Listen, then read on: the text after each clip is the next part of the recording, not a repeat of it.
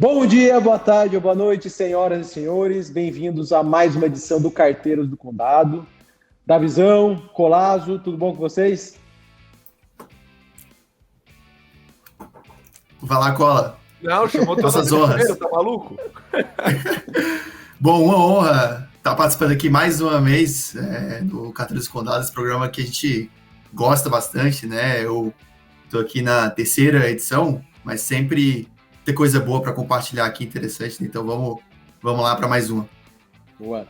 Boa, ele que é a parte inteligente da mesa, né? Formado no ITA isso. aqui, né? Um beijo pros amigos do ITA, do Davizão, que acompanham assiduamente o programa. Mas é isso aí, mais um episódio, né? O 15º do Carteiros, ou seja, já passou de um ano desse projeto aqui, que inclusive muita gente tem esbarrado em mim e elogiado, falando ali que é uma mão na roda, principalmente a galera de assessoria de investimentos. E Felipe Helvas também me falou que é obrigatório lá no escritório dele. Eu vi um beijo pro Helvas. É isso aí, vamos para mais um. Boa. Pessoal, vocês desculpem aí o setup meio tosco aqui. Eu tô falando Aonde diretamente... você tá? Vamos explicar primeiro. Vamos falar pra galera aonde você... Quem tá ouvindo o podcast não está vendo aqui o vídeo, vale a pena dar um pulinho, que ele tá no ambiente mais colorido e tal. Onde você tá, Samuca? Eu tô na sala de brinquedos aqui do hotel que eu tô ficando com a minha esposa e com o meu filhinho. E foi o único lugar silencioso que eu pude achar aqui pra gente fazer esse bate-papo. Mas enfim, tô aqui para as bandas do Davizão, perto de Fortaleza. Mas é isso, então, por favor, desculpem aqui se o áudio não estiver dos melhores, se o enquadramento não estiver tão bom, mas a gente está fazendo aqui com todo carinho e esmero. Boa. Quem começa? Bom, vamos chamar aquele nosso panorama aí da indústria, o radar dos fundos. Bom, pessoal, vamos lá, tentar ser breve aqui para a gente pular direto para as cartas já. Mas fazer um resumão super corrido aqui do que foi a indústria, não só do mês de junho, mas falar do primeiro semestre. O primeiro semestre é bastante difícil, foi um dos piores foi um dos piores semestres da história. Eu estava lendo um relatório recentemente, até fiz um resuminho para colocar um post lá no Instagram, que se você pegar o índice S&P 500, desde 1926, pega todas as janelas de 6 meses do S&P 500 desde 1926. Assim, são janelas pra caramba. A janela do primeiro semestre de 2022 ficou entre as 3% piores desse período todo. São quase 100 anos. Se você pegar e fazer o mesmo exercício para um portfólio super conhecido lá fora, que é o 60-40, 60% alocado em ações, 40% alocado em renda fixa americana, faz o mesmo exercício. Desde 1926, todas as janelas móveis de 6 meses. O primeiro semestre de 2022 ficou entre os 2% piores semestres, piores janelas de 6 meses. Então, assim, foi um semestre horroroso, tá? Olhando do ponto de vista global. Aqui, quando a gente olha para o Ibovespa, né, que está caindo relativamente pouco no semestre, não parece, mas lá fora, para os investidores estrangeiros em geral, isso está muito mais patente. Além da inflação muito alta, os investimentos dos investidores em geral estão caindo. Então está sendo um semestre horroroso, tá? E nesse semestre horroroso, se a gente pegar aqui, eu separei três grandes classes de fundos para comentar, que são os multimercados e os fundos de renda variável long bias e long only, que a gente acaba comentando mais aqui, tá? Falando dos multimercados, tem aqui algumas quebras que nós fazemos no nosso acompanhamento, com o Davi, com a Carol, com o Guilherme Alvesta, que também acompanha aqui com a gente a indústria. No ano, a classe que conseguiu ir bem, que puxou a média dos multimercados para cima, foram os multimercados de estratégia macro, que a gente acaba comentando bastante aqui. De uma amostra que nós temos aqui de mais ou menos 350 fundos multimercados, a gente pega só essa subclassificação macro, eles subiram ali na média 7,7. Subiram bastante, né, contra um CDI no período que foi de 5,40. Quando a gente pega os fundos de estratégia long and short, e a gente coloca junto com os fundos de arbitragem, que são pouquíssimos no Brasil, a gente coloca tudo junto, o retorno no primeiro semestre foi de 3,03, menos da metade dos macro. E se a gente pega ali os quantitativos / sistemáticos, que tem gente que argumenta que não deveria separar, mas a gente acaba separando, eles subiram aqui mais ou menos 4,6 no semestre. Então, disparidade aqui entre diferentes tipos de estratégias, e os macro ganharam mais por quê? Talvez para quem assiste os carteiros aqui todo mês seja o repetido que a gente vai falar aqui, mas subiram bastante porque ganharam dinheiro principalmente fora do Brasil. Apostas na alta dos juros, principalmente dos Estados Unidos, mas de outros países também. Aposta na alta dos juros futuros dos Estados Unidos.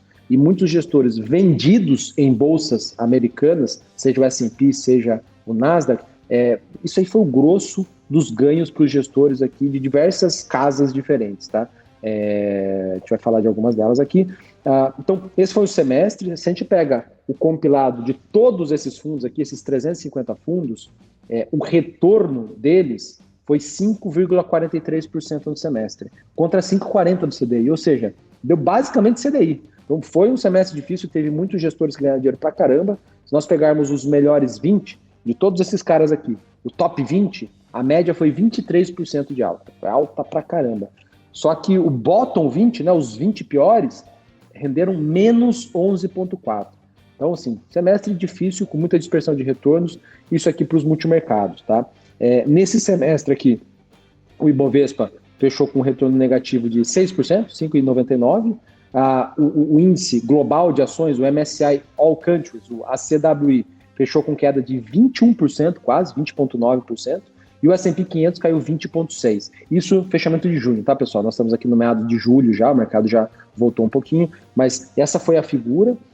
E a renda fixa global também caiu pra caramba lá fora, tá? Então, foi um mês difícil. Uma estatística legal aqui para mostrar para vocês, se a gente pegar os últimos 12 meses, tá? De 320 fundos que tem 12 meses completos aqui nessa nossa amostra, só 30% estão acima do CDI. Então, assim, tem uma dispersão grande, tá? 70% dos fundos multimercados da nossa amostra, dessa amostra aqui de 320 fundos mais ou menos, 318, 70% está abaixo do CDI em 12 meses. Então, não foi um cenário tão trivial.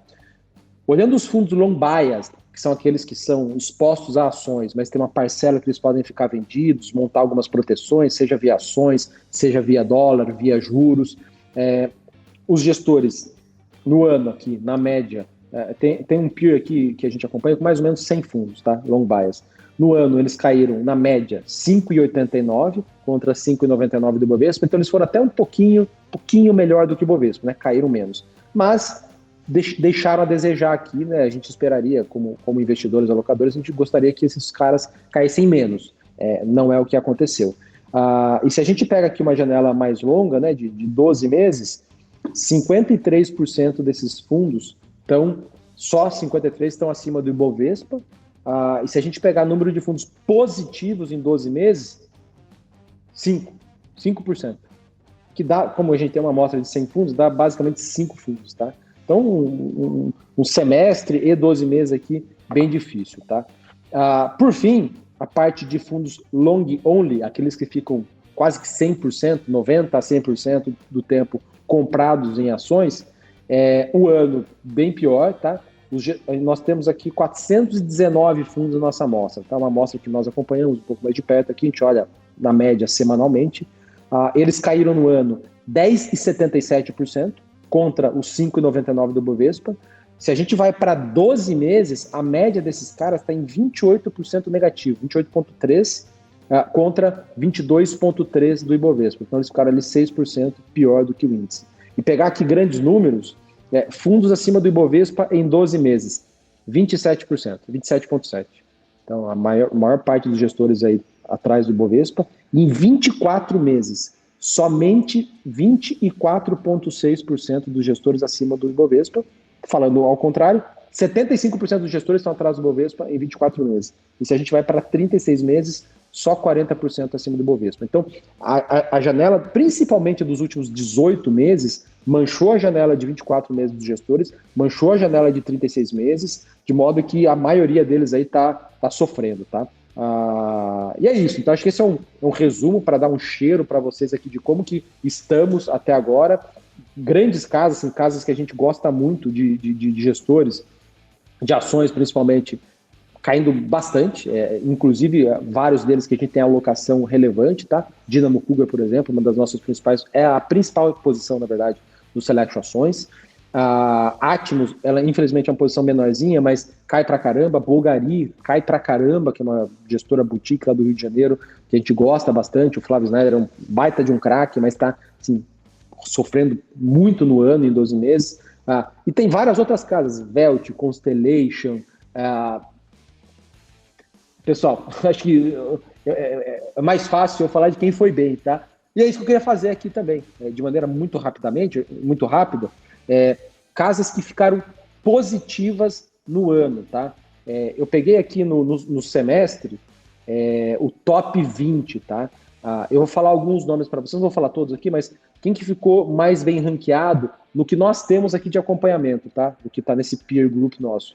Forpus Ações subiu 9,5 no ano, sobe 9,5 no ano, né? Até fechamento de junho. Nave Compass subiu 9,4. Todos os fundos de ações da Nave, assim, no primeiro quartil aí da indústria, assim, das grandes casas, uma das únicas que conseguiu performar muito bem aí nos últimos 12 meses no ano é a Nave, tá? Nave Capital. O pessoal tá bem. Outra casa que vai bem, uma célula de ações que vai muito bem, é o pessoal liderado pelo Marcos Peixoto na XP Asset. O XP Investor Dividendos sobe 7,8 no ano, e em 12 meses aqui está no primeiro quartil também. Que mais? XP Investor 30 também sobe 4%. Aí tem vários fundos de dividendos, tá, que subiram. O Caixa Dividendos, Safra Dividendos, Bradesco Dividendos, Santander Dividendos, Charles River, vários outros caras subiram bastante aqui e estão aí no positivo no ano, tá? Isso para os caras de ações. E na carteira de multimercados, acho que grandes destaques aqui, SPX, Vista, XP Macro Plus, Asa, Capital Gaia, Alpha Tree, SPX Limit, Safra Galileu, Vinland Macro e por aí vai. Enfim, resumão aqui para vocês. Muito bom, muito bom. Bom, vou pegar o teu gancho, né, já que você deu destaque aí das casas de ações que estão performando bem no ano, e eu trouxe duas delas, né, mas eu vou começar com a que você falou por último aí, o maior destaque, que é a célula do Marcos Peixoto lá da XP Asset, que entregou um retorno muito bom em praticamente todos os fundos de ações no ano até aqui, tá? Acertando aí bastante a mão. E um negócio que é legal, né, que eles dão destaque aqui no comentário de gestão, é que uma das principais contribuições para essa performance positiva recente, tá, é a posição que eles têm em Eletrobras, tá? Então, para quem sabe, acompanha também os programas aqui do Stock Pickers, sabe que a gente fez um PQI de Eletrobras lá atrás com o Peixoto antes da privatização, e ele era bem vocal, sempre foi muito vocal, dizendo que achava que valia a pena o investimento mesmo antes da privatização, que provavelmente seria aprovado e que isso ia trazer bastante melhoria para a companhia.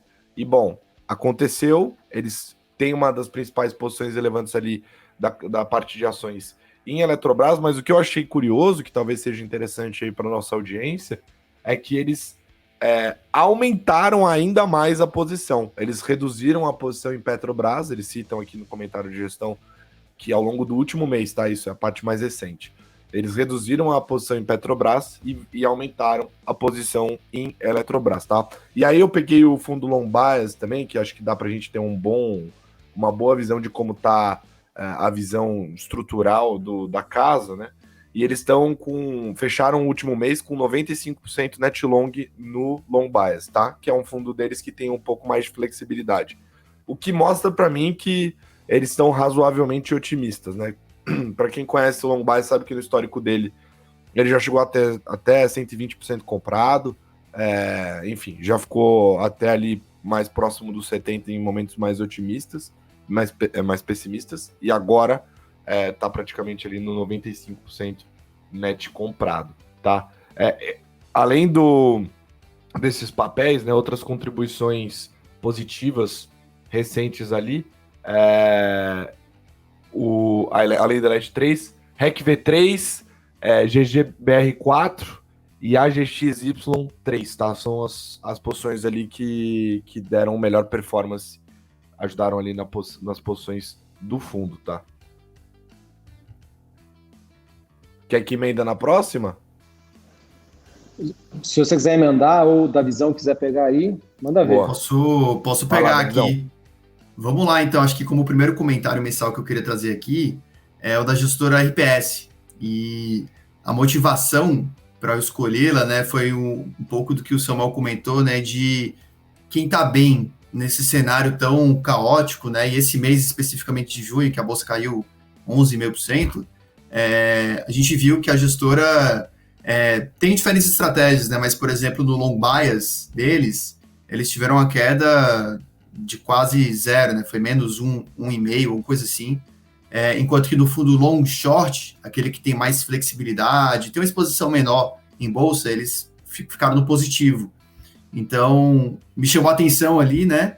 Fora o fato de que a gente gosta bastante da casa. Então, para quem não conhece, a gestora vai completar os seus 10 anos de histórico, foca principalmente nas estratégias de ações, mas tem um perfil, uma filosofia diferente de quase todo mundo, né? Porque eles têm uma abordagem top-down, eles têm uma abordagem muito mais dinâmica do que a média dos gestores tradicionais de ações, que são mais fundamentalistas, com teses de longo prazo, giram menos a carteira, né, trocam menos as posições, e eu vou exemplificar um pouco desse perfil, né, com base nos comentários deles, né. Então, e só um outro disclaimer aqui que é interessante, né, a gente fala de cartas, mas no mundo multimídia que a gente vive hoje, esse conceito ele vai se tornando mais fluido, né? Porque existe carta mensal, vídeo mensal, podcast mensal, publicação em LinkedIn mensal, né? Então, acho que ao longo do tempo a gente vai ver várias mídias, né? Então,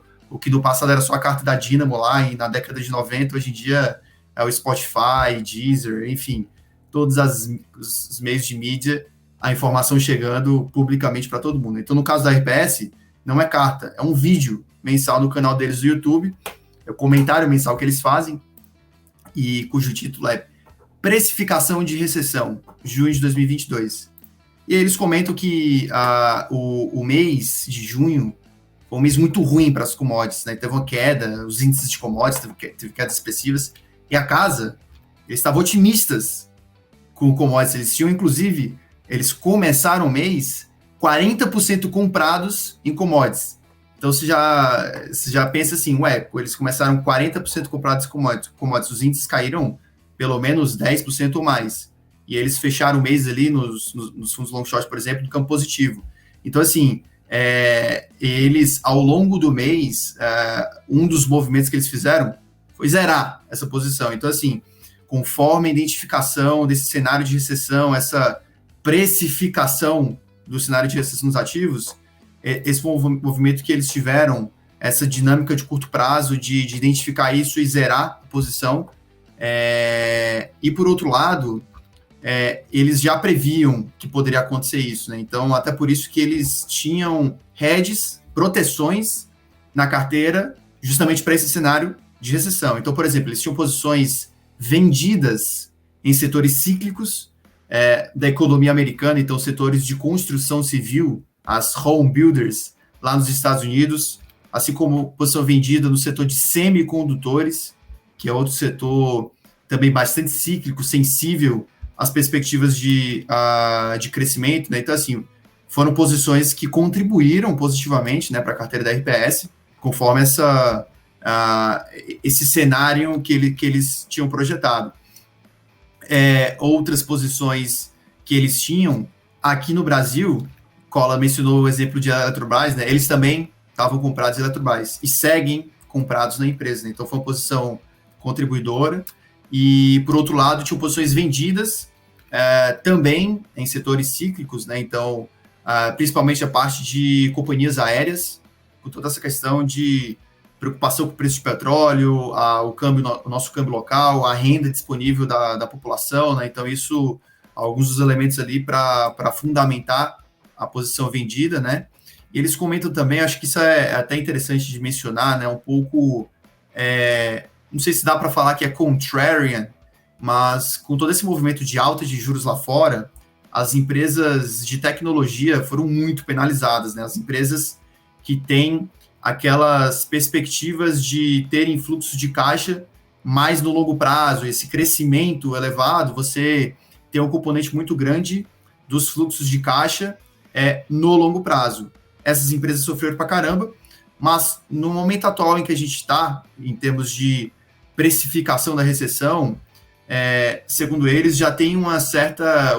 os juros futuros de longo prazo já começam a ceder, de forma que essas empresas, e no caso não só empresas de crescimento com prazos dos fluxos de caixa mais longos, mas as de alta qualidade, ou seja, as lucrativas, como, por exemplo, as FANGs, eles montaram posições, aumentaram posições das FANGs, assim como num índice de empresas de tecnologia dos Estados Unidos. Olha só, investindo em empresas de tecnologia dos Estados Unidos.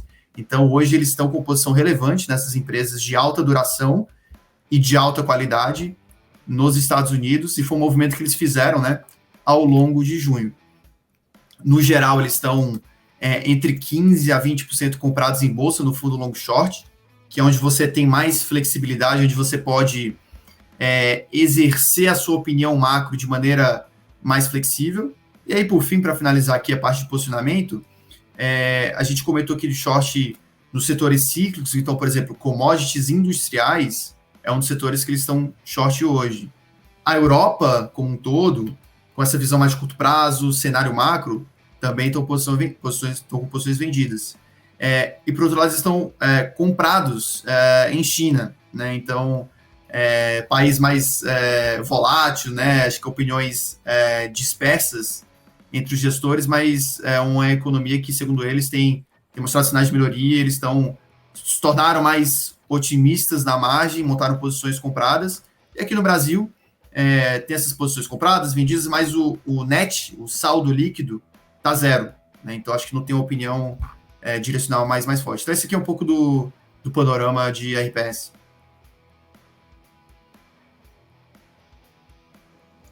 Boa, Cola, quer puxar a sua com SPX, que depois eu faço um gancho? Pode deixar, pra já. Só o Davizão falando sobre carta, né? É um gentleman, né? Impressionante. Cavalo branco e os caramba. Mas tem um negócio legal que o Paolo, ele foi recentemente no Stock Pickers, também participou de um episódio muito legal com o André Leon da Ibiúna, e falou bastante aí dessas posições que o Davi explicou, inclusive as teses por trás. E para quem conhece o Paolo de carreira, sabe que ele é um grande especialista no tema de commodities, tem uma passagem longa por isso daí, e ele gosta bastante das majors e menos das juniors da Bolsa Brasileira, tá? Então fica aí a pulguinha para vocês olharem lá depois. Vamos falar de SPX? Para quem está acompanhando o nosso conteúdo, está por dentro, né? A gente recebeu também o Fernando Gonçalves da SPX recentemente lá, então, para ser sincero, assim, lendo a carta, já estava tudo na ponta da língua aqui, que eu acabei de fazer episódio com ele, mas vamos lá. A SPX, Samuca fez o disclaimer logo no começo, saiu matéria recentemente, eles estão voando no ano em questão macro, assim, o fundo está indo muito bem, inclusive nas janelas mais longas, eles estão ali naquele quartil vencedor que o Samuca comentou, uma casa aí, enfim, bem respeitada, é uma das maiores do país, né? E eles estão com uma visão na parte macro mais pessimista, digamos assim, tá? Eles não acreditam no soft landing, eles acreditam que vai acontecer um hard landing, ou seja, nós teremos recessão, e para eles a discussão não é nem mais essa, para eles isso já é dado. Para eles colocam aqui na carta, né? Parece que a questão não será apenas se veremos um pouso forçado, mas sim qual será a duração, a profundidade e as consequências da recessão. Então, assim, para quem ouviu com o Fernando, sabe que a preocupação deles é muito mais o timing de quando isso vai acontecer, né, quanto tempo vai durar e qual vai ser a profundidade dessa recessão. E aí é um call recessivo, ou seja, você deve ter a taxa de juros nos Estados Unidos subindo acima do que o mercado está precificando hoje, né, e fazendo ali. E outra coisa, né, eles colocam uma passagem aqui que eu acho que é legal, que é sobre a questão do mercado de trabalho. Uma das principais pedras no sapato do Fed é a questão do mercado de trabalho está extremamente apertado, né? Você tem ali 2 vagas para cada pessoa disponível para trabalhar, então, assim, é uma situação que nunca foi vista antes. E eles colocam aqui que nunca na história você conseguiu fazer uma redução de 0,5% nisso, né? Nessa relação de emprego, sem causar uma recessão. Então é um cenário bem difícil aqui para o lado do mercado americano, uma visão pior lá para fora. Aqui no Brasil eles fizeram alguns destaques positivos, né? Falando ali que, bom, a gente tem que lembrar que a Eletrobras foi privatizada, né? Que merece um destaque positivo, porque esse aí foi um negócio que teve várias tentativas frustradas anteriormente, né? O crescimento do PIB, assim como o fiscal, também merece uma nota positiva, né? Se você considerar a recente trajetória das projeções, então o Brasil aí tem surpreendido positivamente, mas assim como lá fora, né, é um cenário bem complicado, né?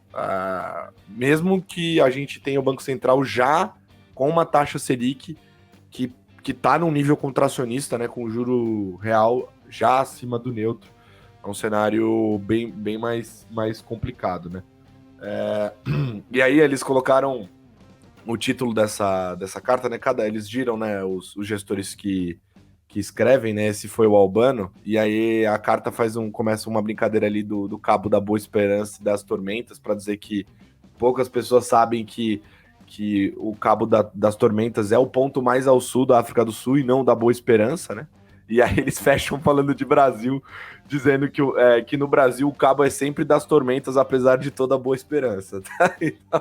Então esse é um pouco do cenário, né? Aí para a parte de posições, que é legal, né? No book de juros, no mercado internacional, eles continuam com posições favoráveis à alta de taxas nos países onde eles acreditam que tem, né, esse desequilíbrio entre as condições econômicas e os preços de mercado, tá? Então, eles estão alocando aí bastante risco nisso, tá? No Brasil, eles estão com alocações aplicadas, isso eu achei legal, então já estão aí, né, apostando num fechamento da curva em alguma parte dela, porque aqueles eles não especificam direito qual tá? No book de ações, eles estão vendidos em Europa, em Estados Unidos e Brasil, tá? E continuam com alocação comprada em China, tá? O Fernando, que toca esse livro lá de top-down de Bolsas Mundo, ele já tinha antecipado isso pra gente, tá? Tudo isso, né, nesse call recessivo e que você deve ter um aperto, continuar com um aperto de condições financeiras, tá? Nas commodities, eles estão sem posição relevante, diferente de algumas casas, né? O Davizão aí comentou um pouco da visão da RPS. No crédito americano, eles seguem com uma posição leve de risco, e na América Latina eles estão posicionados em nomes específicos usando hedges para imunizar movimentos de risco soberano, tá? Isso é um pouco da carta. Aí o Nimitz no último mês rendeu 2,4%, né, um CDI de 1,01 no mesmo período, e as contribuições positivas da performance do fundo foi o mercado de ações e moedas, e as contribuições negativas foram os mercados de commodities, crédito e juros, tá? Lembrando que a visão deles de moeda, tá, que eu não comentei, é um dólar mais forte, não dólar contra real, tá? Que é o que a gente pensa quando fala dólar, é dólar contra mundo, em alguns cases específicos, são outros pares, não Brasil, tá? Então, essa é a visão geral aqui da SPX. Só de complemento aqui, de SPX, o melhor semestre, a gente falou dos piores semestres aí para a Bolsa Americana e renda fixa e tal, SPX, que foi fundada lá no finalzinho de 2010, melhor semestre da história deles, tá? Assim, semestre espetacular, mesmo eles estando ali com mais de 70 bilhões de reais sob gestão, mesmo estando grandes, né? Um fundo grande, ele geralmente não, quase sempre é muito mais difícil de você rentabilizar, movimentar. A SPX está provando aí que essa diversificação, essa expansão global deles está surtindo efeito, tá? Só um detalhe aqui, no Brazil Journal saiu uma entrevista do Rogério Xavier recentemente, né? E eu queria pegar o gancho para falar da carta de Gávea que eu vou trazer, que é o quê? O Rogério escreveu lá, né? A tese do momento é cautela. Ele falou lá em determinado momento da entrevista que aos níveis atuais de preços, não é óbvio você ficar muito comprado ou muito vendido nos diferentes tipos de mercados. Pega a Bolsa Brasileira, por exemplo, né? Apareceu ali posição vendida, mas sim, posição mais tática, provavelmente deve ser uma posição pequenininha, provavelmente deve ser uma posição pequena. Ficar vendido grande em Brasil depois de a Bolsa ter caído tudo que caiu, difícil. Ficar vendido nos Estados Unidos depois de a Bolsa Americana ter caído tudo que caiu, complicado. A aposta em alta de juros lá nos Estados Unidos, também é difícil você ficar um pouco mais posicionado, porque já teve uma um susto grande do mercado aí, né, com uma precificação de quase nenhuma alta para precificar bastante altas. Então, só esse gancho de que eles estão com risco mais reduzido, e a tese do momento não é dólar forte, dólar fraco, bolsa forte, bolsa fraca, é cautela, tá? E quando a gente vai para a carta da Gávea, e por que eu trouxe a Gávea? Tá? A Gávea está aqui nesse top 20 do semestre. Nós temos aqui dentro dos fundos da Finance Selection, tem duas exposições diferentes à Gávea. Dentro do Selection Multimercado Plus, nós temos exposição ao Gávea Macro Plus, que é o fundo mais arrojado deles, e dentro do Selection de Previdência, o Multimercado de Previdência, tem lá o Gávea Prev também, tá? Então, são dois fundos. O Gávea Macro Plus subiu aqui no semestre 16,5%. No mês de junho, especificamente, subiu 3,6%, tá? Pegando a carta deles, de maneira super resumida aqui,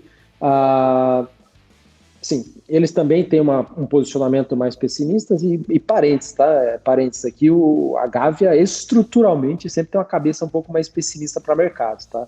É raro ver o pessoal lá da Gávea muito mais otimista, mas meio parecido aí com o que a SPX falou e a maior parte das casas está falando, assim, tudo indica que a recessão aí induzida pelo Fed já se avizinha, e eles têm a parte macro deles de economia lá, muito, muito detalhista e tal. O time de economistas é muito forte, assim como o da SPX também é. Eles fazem aqui alusão a um setor específico dos Estados Unidos que ajuda a prever, anteceder aí recessões, que é o setor imobiliário, que é super importante para o mercado, e eles falam que esse setor já mostra sinais claros de desaceleração, tá? Então, assim, acho que a recessão dos Estados Unidos, minha opinião aqui pessoal, eu acho que também não é se, é a magnitude, né? Não é se vai acontecer ou não, qual que vai ser a magnitude dela e quais os impactos para os outros países e outras classes de ativos. Sobre política monetária aqui do Fed, assim como outras casas estão falando, eles acham que tem um risco de o aperto do Fed ser excessivo, tá? E, por consequência, não vai ter como não induzir a recessão. Por outro lado, lá na Europa, que também está sofrendo com a inflação muito alta, um cenário muito mais complexo, você tem diversos países em ciclos diferentes do mercado e da economia, e um banco central só. Então é complicado você subir juros para todo mundo, né? Na média tem que subir juros, mas tem países que eventualmente não precisaria subir, porque estão muito fracos economicamente, tem outros que estão superaquecidos. Então, eles frisam lá que vai ser uma situação bastante complexa. E de China, eles fazem um comentário aqui que eu vi um ou outro gestor falando que China eventualmente pode contrabalancear essa desaceleração dos Estados Unidos e Europa. Eles acham que não, tá? Eles colocaram aqui que o que puxou a economia chinesa nos últimos anos foi o setor imobiliário e não o de infraestrutura. E o setor imobiliário, nesse momento, está mal. E o governo está fomentando o de infra, não o imobiliário. O imobiliário tem ali alguns excessos para serem corrigidos ainda. A gente viu várias incorporadoras, né, construtoras gigantes chinesas quase que quebrando, tá? Acho que o equivalente aqui ao Brasil seria uma recuperação judicial, e eles não acham que a China vai ser o contrapeso dessa desaceleração que nós estamos vendo aqui no Ocidente, tá? Por fim, Brasil, eles começam falando que, por um lado, a atividade segue surpreendendo, o mercado de trabalho está aquecido e o setor de serviços mostra-se resiliente. Por outro lado, como o aperto monetário implementado pelo Banco Central atua com defasagem na economia e o nosso Banco Central apertou juros pra caramba, saiu de 2% de Selic, nós estamos caminhando provavelmente para perto de 14%, isso vai bater. Então, para 2023, eles já vislumbram um cenário de recessão, crescimento negativo, tá? Em termos aqui finalizando aqui a parte de Gávea, em termos de posicionamento, eles falam que eles reduziram o risco do portfólio, principalmente nas posições em juros globais. Então tem muitos gestores que ganharam um caminhão de dinheiro apostando na alta dos juros internacionais, mas principalmente americanos, no primeiro semestre. Vários deles estão começando a reduzir, tá? A Gávea está nesse rol de gestores que tem diminuído. Em moedas também, eles têm aqui um viés levemente comprado em dólar contra uma cesta de países frágeis, tá? E em renda variável, eles têm liquidamente comprados em ações brasileiras. Último ponto aqui de Gávea, é a utilização de risco, tá? Tem aqui um termo técnico de medida de risco que eles usam, que é o estresse. Tem duas coisas que eles usam, né? O estresse e VaR. Não vamos entrar nesse detalhe agora, mas só para dizer que o limite de estresse do fundo deles principal é 15%. Eles estão utilizando 11% desse limite. Então, você está quase com 10% só do limite total de risco, mostrando que eles estão muito leves aqui, estão esperando aí o mercado mexer para um lado ou para o outro para ver se eles tomam mais posição. Então, é isso, tá? Aqui, Gávea. Bom, quer emendar? O segundo comentário que eu queria trazer aqui é o de Capitalo, e mais especificamente Capitalo K10. E aqui, Cola, eu sei que muito recentemente Bruno Cordeiro, que é o principal gestor do Capitalo K10, participou do Macro Pickers. Então, acho que você pode me complementar aqui com alguns insights, tá? Mas focando na carta mensal, né? Eu acho que um pouco do contexto, do cenário que eles trazem é que junho foi um mês marcado pelo aumento da probabilidade de recessão nos preços dos ativos. E aqui só um parênteses que esse comentário é interessante porque quando se fala de recessão, de probabilidade de recessão, uma coisa muito incerta, talvez o trabalho do gestor não seja identificar qual que é a probabilidade de recessão, ou para qualquer ativo, não é identificar exatamente a precificação do ativo, e sim a probabilidade de um mercado reprecificar esse movimento, ou seja, se de ter um aumento de uma percepção de recessão ou diminuição, ou seja, você perceber o movimento dos outros em relação àquela opinião mais controversa, né? Então, é isso que faz o preço do ativo andar, né? Esses aumentos ou diminuições de probabilidade identificadas pelos agentes de mercado. Então, esse mês realmente teve esse contexto mais negativo, né, para o cenário macro, e alguns dos sinais que ele identifica, né, para isso são, por exemplo, as curvas de juros de países desenvolvidos, a estrutura a termo, e aqui é basicamente das inflações implícitas, e aqui basicamente as expectativas de inflação futura, ou seja, não o dado olhando a inflação do mês ao longo do último ano, mas olhando para frente, né, como que você identifica isso, assim como as curvas dos derivativos de commodities, né, então você identifica a precificação das diferentes commodities ao longo do tempo, né, então foi um mês em que alguns gatilhos acionaram esse movimento mais negativo. Então, por exemplo, o movimento do Fed, né? Então, para quem não sabe, ao longo de junho houve um comitê de política monetária dos Estados Unidos em que o Banco Central americano subiu em 75 pontos base, ou seja, 0,75%, o juro americano. Foi a maior alta desde, acho que 94, se não me engano. E foi até, inclusive, acima do que o mercado esperava, que era de 50 pontos base, né? Então, isso realmente trouxe mais aversão a risco, né? Um pouco contribuiu negativamente, né, para o cenário macro. E, além disso, tem toda a questão geopolítica, tá? Do conflito, da guerra, né, de Rússia e Ucrânia, e no caso aqui, mais especificamente, o fornecimento de gás da Rússia para a Alemanha, que eles citam que houve uma queda inesperada ao longo do mês e que isso tem impacto direto na perspectiva de inflação, de juros na Europa, né? Mas foi mais um elemento negativo no cenário ao longo do mês. E por outro lado, do lado positivo, né, ele também menciona a China, assim como a gente comentou de RPS, né, que está com a opinião mais positiva.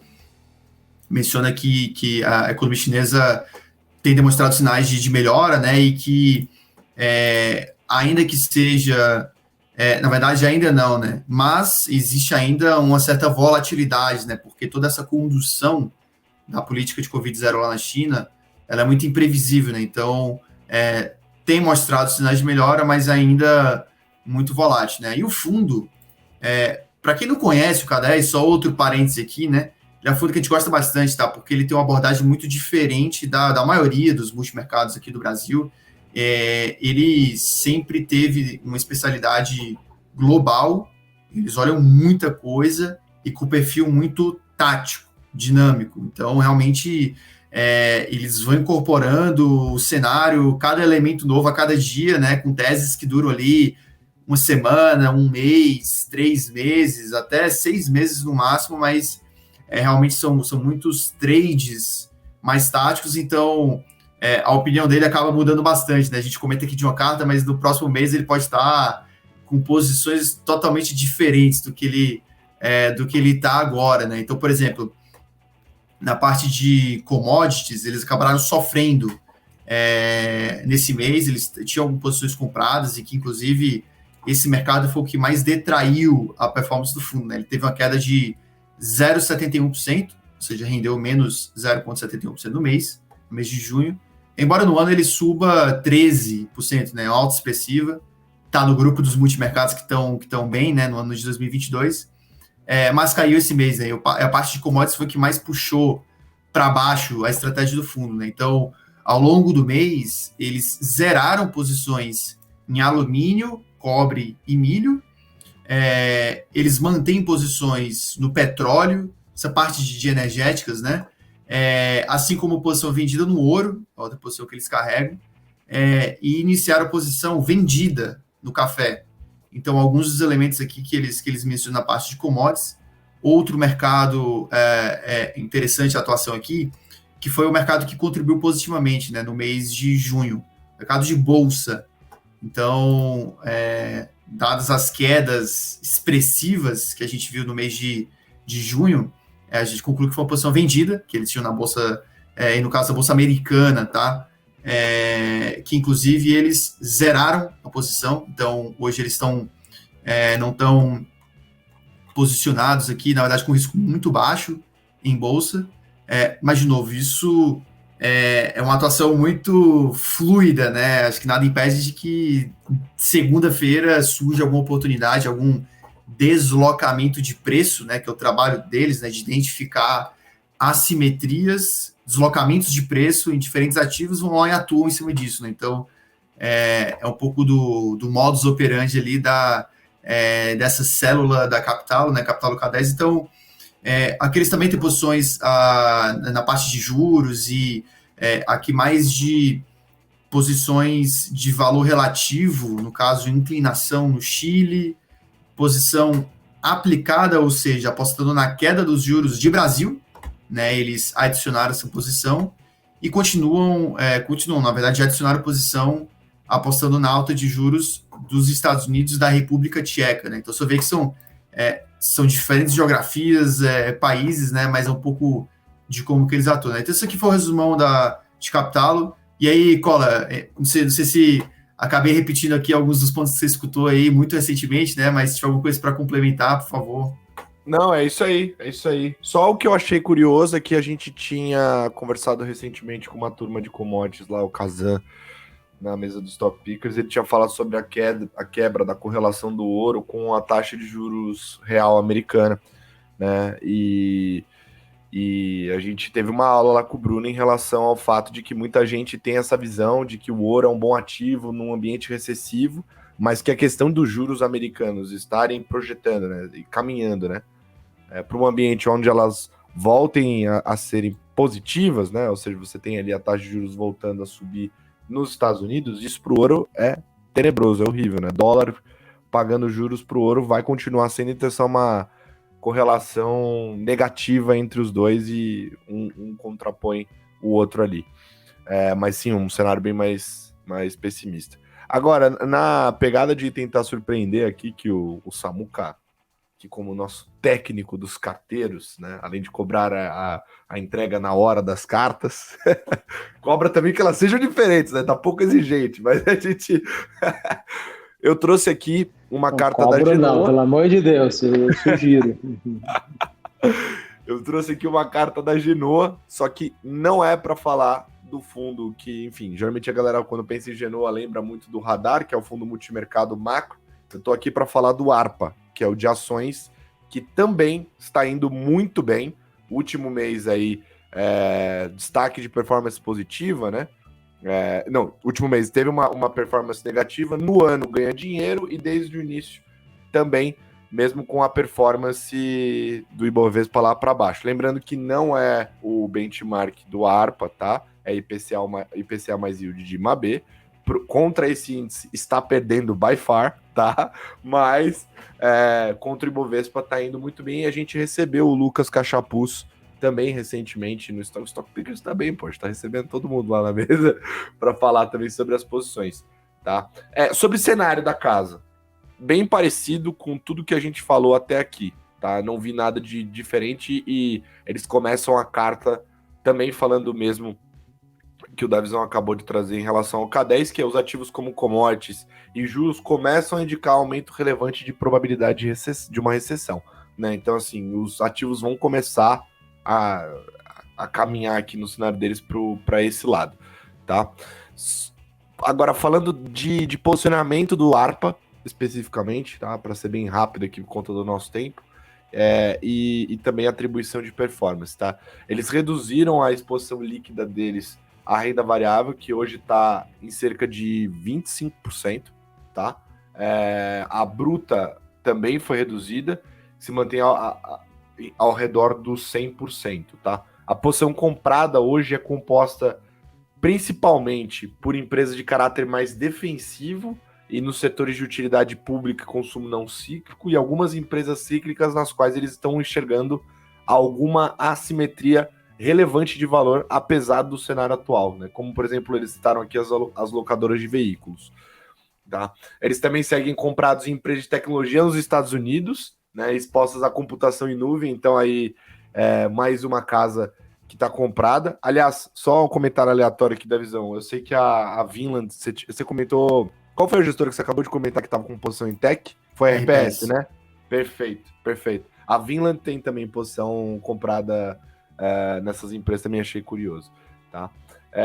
E eles estão vendidos, tá, em alimentos e bebidas, serviços financeiros, semicondutores e com uma estruturação de proteção em índices de ações globais. E aí a atribuição de performance, né?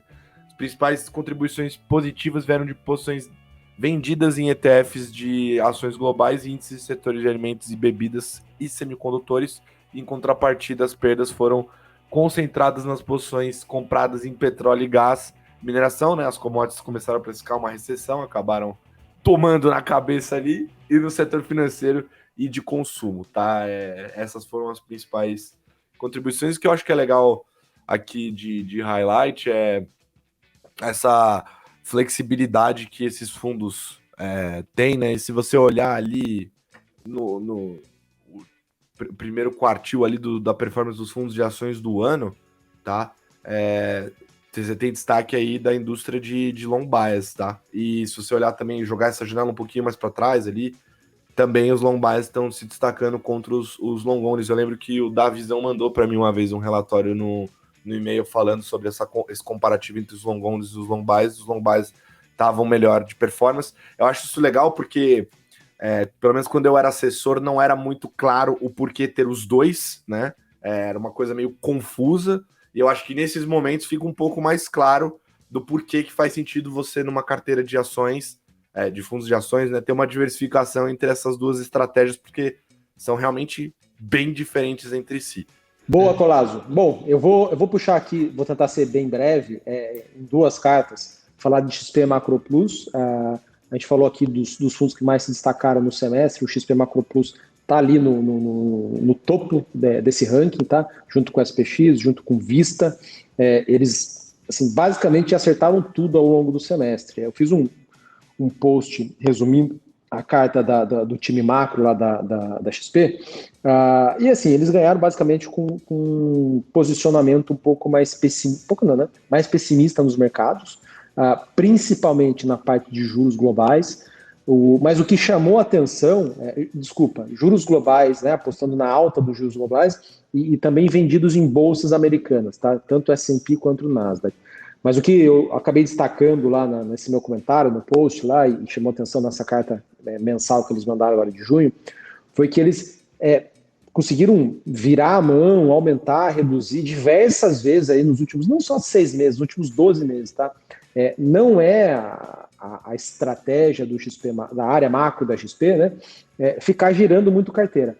Mas eles fizeram isso ao longo dos últimos 6 meses ali e acertaram muito pontos de entrada, de, poxa, estava vendido em Bolsa Brasileira, por exemplo, que foi o segundo semestre do ano passado, aí viraram a mão no começo deste ano, ficaram comprados em Bolsa, eles ganharam dinheiro com Bolsa Brasileira no primeiro TRI, depois zeraram, montaram posição vendida, Bolsa Americana, mesma coisa, assim, ficavam vendidos, tiravam o pé, ficava vendido, tirava o pé, então ganharam dinheiro e tomados em juros lá fora, né, a posição alta dos juros lá fora, também fizeram isso diversas vezes, tá? Então, ganharam bastante dinheiro com isso nos últimos meses aí e semestres, e se pegar a atribuição de performance do fundo aqui, deixa eu ver se essa aqui é do mês, agora não lembro se era do mês, foi do mês, pegando o mês aqui especificamente, o Macro Plus subiu 5,9%, assim, foi uma alta bastante expressiva, e o grosso disso daí, mais ou menos quase 4%, veio de mercados globais, que é posição tomada lá fora e vendida em bolsa americana, e o resto foi diversificado em câmbios, juros e bolsas em geral. Tá? Então, acho que de destaque ali, isso, assim, de posicionamento mais pessimista, mas que veio girando bastante a mão aí, a posicionamento, entra, sai, zera, inverte ao longo do semestre. E de posicionamento aqui do mais recente, eles estão mais leves de risco também, tá? Parecido com Gávea, parecido com SPX. No mercado de moedas, eles iniciaram aqui uma posição, dessas posições menores que eles estão, iniciaram uma posição vendida em euro contra dólar, né? Aqui um call de que no relativo as economias europeias devem ter piores resultados do que a economia americana. E eles falam aqui, eu grifei, eu achei interessante, que eles veem uma chance, assim, não desprezível, na verdade eles falaram chances grandes, de o euro cair abaixo da paridade. Eles falam paridade aqui, a paridade dólar-euro, né? O euro, ele é mais forte do que o dólar. Eu nem sei há quantos anos, tá? Mas faz muito tempo. Eles acham que com essa guerra lá no continente europeu, um banco central para várias economias, inflação alta, pode dar um problema lá, entrar em recessão, de modo que a moeda se desvalorize e passe a negociar abaixo da cotação do dólar. Tá? Que mais que eu destaquei aqui? Ativos locais, eles estão operando ali com um viés mais tático, então assim, tiros curtos, tá? Sem grandes convicções. Ganharam dinheiro comprados em dólar contra real aqui no mês, mas zeraram, tá? Zeraram, eles falam que quando estava no 4,70 eles montaram, no 5,25 eles zeraram. E na Bolsa Brasileira eles tiveram ganho com uma posição vendida no mês, mas também assim foi tiro mais curto, tá? Eles acabaram zerando as posições aqui, tanto em dólar quanto em bolsa. E de Brasil, eles falaram que voltaram a montar uma posição comprada em NTNB, né, em Tesouro IPCA de vencimento intermediário. Lembrando aqui, como eu falei 30 vezes, eles têm um perfil mais tático, né, ou pelo menos estão com um perfil bastante mais tático. E eu queria encerrar aqui, de cartas, falando do glorioso verde, né? O verde que está com os posicionamentos um pouco mais diferentes do mercado. Tá? A carta é super curta, né? Não tem nem 2 páginas, é 1,5 páginas de texto. Que eu frisei aqui, eu fiz um post lá também no Instagram, quem quiser pode pegar a carta lá depois, ou olha no Telegram do Stock Pickers, que vai estar todas as cartas lá. Eles ganharam dinheiro com inflação implícita no Brasil, ganharam dinheiro com Bolsa Global, foi ganho com Bolsa Global, provavelmente estavam vendidos, né, para ganhar com bolsas globais, dado que elas caíram. Desculpa, pessoal, que de novo, eu estou aqui no improviso aqui, tá? Sem notebook, em tese de férias. E as perdas vieram de bolsa local, eles carregam posição comprada em bolsa local há bastante tempo.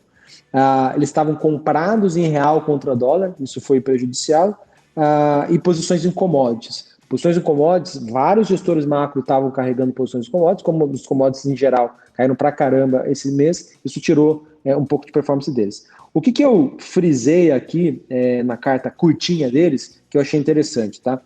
Eles falaram que aumentaram posição tomada em juros americanos. A gente está vendo vários gestores que zeraram ou estão diminuindo essa posição. E eles falaram que eles aumentaram. Então, isso é uma coisa que é um pouco diferente dos outros grandes gestores que a gente acompanha. Continuam comprado em inflação implícita no Brasil, em ouro, petróleo, Ouro não é uma posição que a gente vê muito comum nos portfólios, mas o petróleo sim, tá? Tem muitos gestores comprados em petróleo. E uma coisa que chama muita atenção, até de uma convicção nossa aqui, do nosso time de alocação, é que eles reduziram o Bolsa Brasil e aumentaram um pouco a Bolsa Global. O que nós temos visto aí, e nós estamos fazendo aqui nas carteiras do DNAs, por exemplo, em alguns selections, é o contrário, né? É reduzir Bolsa Global, porque uma recessão nos Estados Unidos pode ser que prejudique mais a Bolsa do que outras classes de ativos.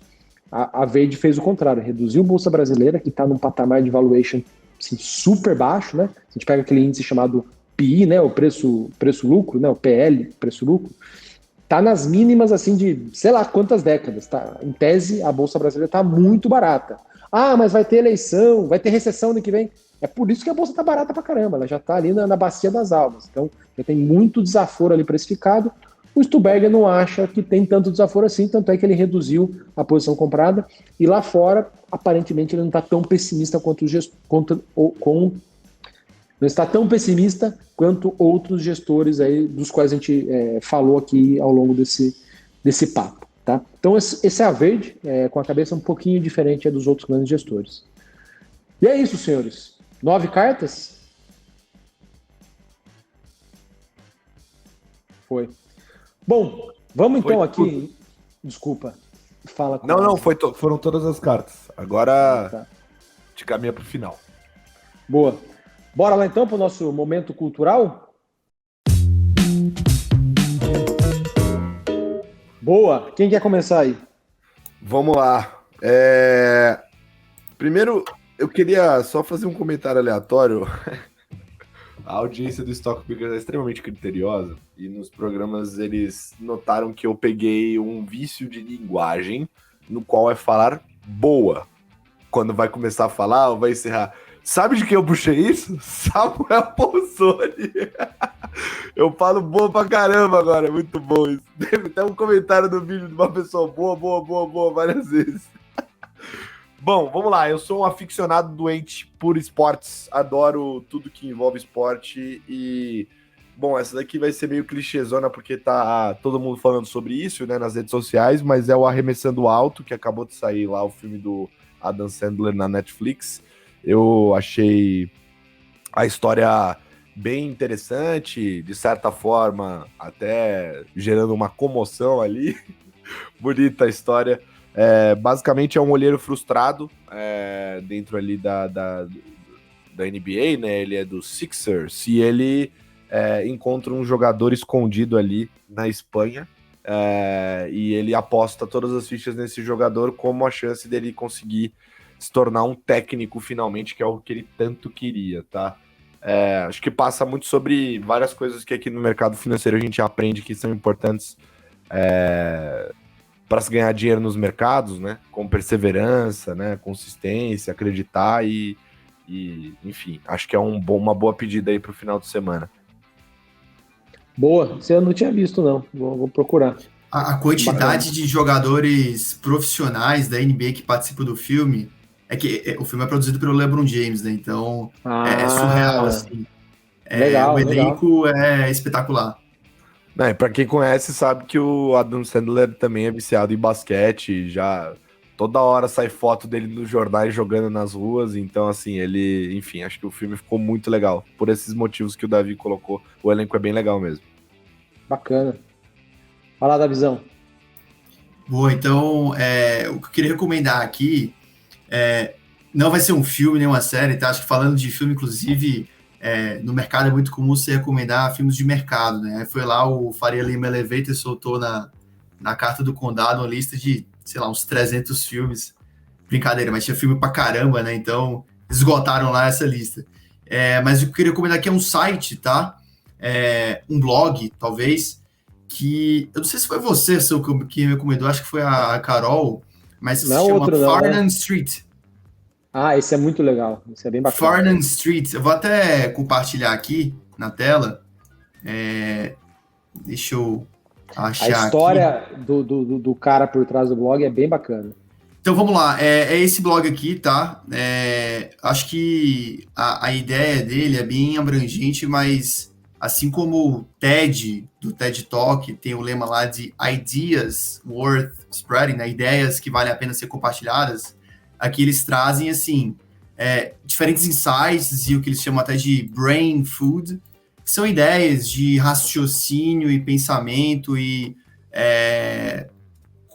análise de comportamento, né, que eu acho, assim, muito interessante. Né? Então, por exemplo, tem uma seção aqui de modelos mentais que tem muito a ver como você pensar sobre como você pensa. Já parou para refletir a respeito, né?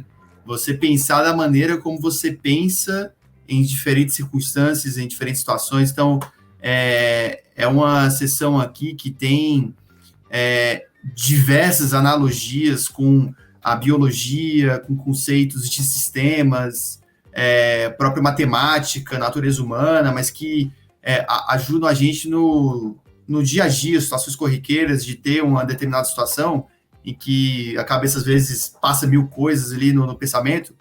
O modelo mental é justamente isso, né? Uma caixinha de ferramentas que, quando você se depara com uma determinada situação, você coleta os elementos e toma uma decisão ou realiza algum raciocínio de uma maneira mais simples, mais rápida, né? Então, inclusive, a primeira vez que eu ouvi esse termo no mercado foi o Luiz Orenstein, numa entrevista, o gestor da Dynamo, acho que dos fundadores da Dynamo, e ele comenta muito, né, que a gestora ela constrói diferentes modelos mentais para tudo que eles fazem. Então, realmente, está muito relacionado à forma de pensar. Então, assim, fica a dica, tem uma newsletter que eles publicam bem interessante, né? Tá aqui o blog, Farnham Street, fs.blog. Boa. É legal que eu uso esse site aí, esse blog, sei lá, faz uns 4, 5 anos já. Eles têm uma assinatura paga que eles te mandam alguns materiais mais premium, que só para quem paga de fato. Eu não lembro qual que é o valor dessa assinatura, eu tenho umas 40 assinaturas de coisa aí em geral, mas eles mandam e-mail todo domingo com resumo de tudo que ele está lendo, seja de site, de livro, de podcast. É bem legal mesmo, cara. Falta tempo para acompanhar tudo que eles produzem, mas é uma boa dica. Bom, e eu queria encerrar aqui com um vídeo do YouTube. É um documentário de 58 minutos da BBC, super antigo. Eu não achei isso no canal da BBC, eu achei num canal aleatório. A gente vai disponibilizar aqui o link depois. O nome do canal é Trading Coach UK. É um canal X, sei lá que raio que é isso, mas o vídeo é legal pra caramba, que fala do crash de 1929 na Bolsa de Nova York e a Grande Depressão que se seguiu depois. Pô, tem dado histórico pra caramba, muito legal, tá? É tão legal que eu vou até soltar num post aqui. Eu fiz um texto, resumo, foi gigante. Aí para colocar isso no formato de post depois, eu tive que cortar aqui um monte de coisa. Acabou dando tanto tempo trabalho para resumir do que o trabalho para assistir. Mas começa ali falando que a origem do crash de 1919 começou 10 anos antes, em 1919, né, um ano depois da Primeira Guerra Mundial. E basicamente, o que aconteceu? As ações, né, o mercado acionário nos Estados Unidos, olha só, pessoal, década de 20, se popularizou tanto, que virou, assim, não virou pirâmide, mas assim, ficou quase isso, tá? Uma estatística bizarra. De cada $1.000 negociados na Bolsa Americana, lá nos idos de 1929, antes de estourar a Bolsa, né, de cair, de cada $1.000 negociados, $900 eram de dinheiro alavancado, empréstimos, e $100 era de dinheiro proprietário das pessoas. Então, eu, Colasso, Davi, o que a gente ia fazer? Quanto você tem para investir? $100. Você ia na sua corretora, você conseguia 900 de crédito e você botava 1.000 na bolsa. Só que isso, assim, todo mundo fazia isso. Pai de família, mãe de família, solteiro, casado, branco, negro, amarelo, azul, cor-de-rosa. Se pegasse os empréstimos de todos os bancos dos Estados Unidos, todos os bancos, 40% dos empréstimos era para as pessoas investirem em bolsa. Então virou assim, uma cocaína com nitroglicerina, enfim. surreal, bem legal os dados, assim, historicamente é bem bacana para a gente entender, e entender por que é diferente dessa crise atual, tá? E o que é diferente? Alavancagem. As pessoas, quando você toma dinheiro emprestado para investir, você está se alavancando, né? A crise atual, ela não é uma crise de alavancagem, é uma crise por outros tipos de excesso, né? Bancos centrais que imprimiram muito dinheiro, é outro tipo de crise. E agora estão tendo que tirar esses estímulos. Mas, enfim, recomendo, muito legal, eu gostei muito desse documentário. Infelizmente, ele só está em inglês, e vou ser meio babaca aqui, mas, assim, poxa, 2022, se você não sabe inglês ainda, pelo amor de Deus, né? Faz aí um cursinho qualquer, paga aula particular, precisa. Tem muito mais material legal em inglês do que em português. Mas é isso, essa é a minha dica aí. Todos os links das cartas, do blog, do seriado aí, a gente vai disponibilizar no Telegram do Stock Pickers, então se você não está inscrito, se inscreve lá. O Nando falou que vai deixar o link aqui para o Telegram na descrição desse vídeo, é verdade, Colazo? Então tá verdade, bom. Tá na descrição de todos os vídeos do Stock Pickers. Já está, beleza. Boa. Então é isso, senhores. Acho que matamos aqui mais um mês. Obrigado aí pela participação sempre agradável de vossas senhorias. E nos vemos mês que vem. Boa, valeu. Boa. Valeu. Falou.